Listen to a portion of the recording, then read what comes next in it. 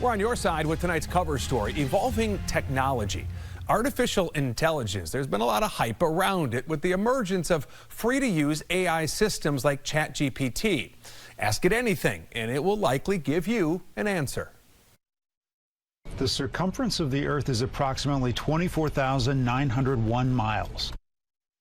But as you know, it can do much more than that. In seconds, the program can write a document that looks very much like a human wrote it. Its remarkable ability to create comes, though, with real challenges.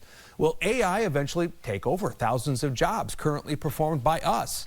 And will students use it to cheat on essays or tests?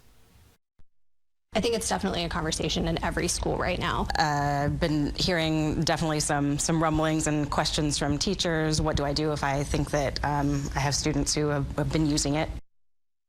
Well, and now there is more concern for all of this when it comes to AI. Child predators are getting their hands on free software and are using images and videos to create artificial intelligence-generated child sex abuse material.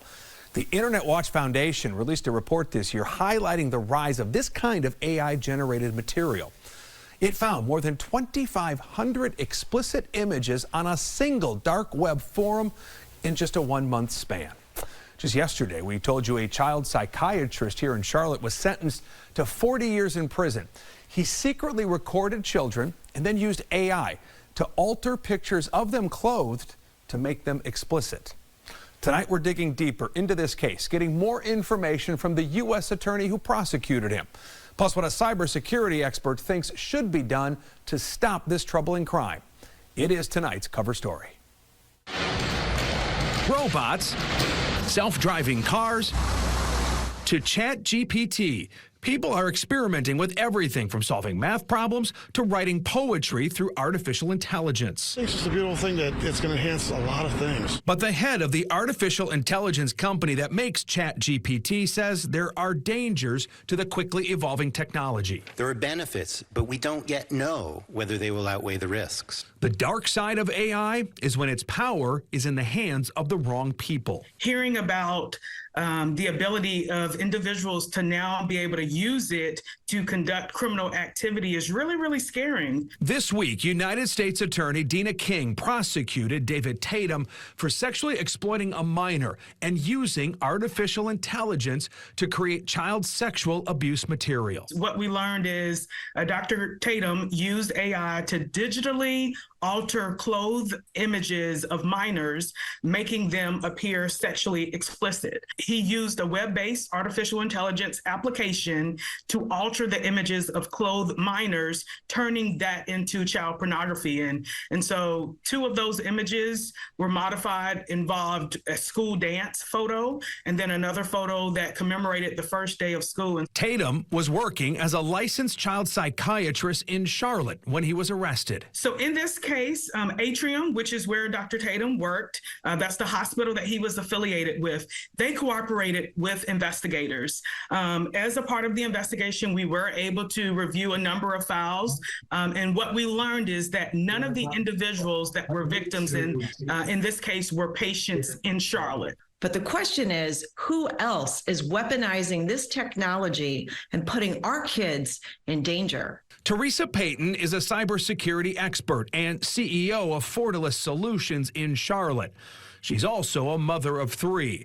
And hearing about these cases, I'm horrified. I'm disgusted, but sadly, not surprised. We've seen this coming for years. She's talking about deep fakes, taking photos of real children and using them to create new pictures and videos. Is there anything parents can do to get ahead of this to protect their kids? They're already doing so much. It is time for lawmakers to step up, get laws on the books, and for big tech and social media to help parents out. We need help. It's going to take a community of all of us to protect our children and, quite frankly, us as adults from deepfake pornography. Last week, President Biden signed an executive order creating a minimum baseline of responsible AI practices. An executive order that is the most significant action any government anywhere in the world has ever taken on AI safety, security, and trust. But Payton says more needs to be done. That law compels departments and agencies to come up with a plan, to come up with a framework, to come up with a budget. It's up to the states and the Hill to actually pass the laws that govern everything else.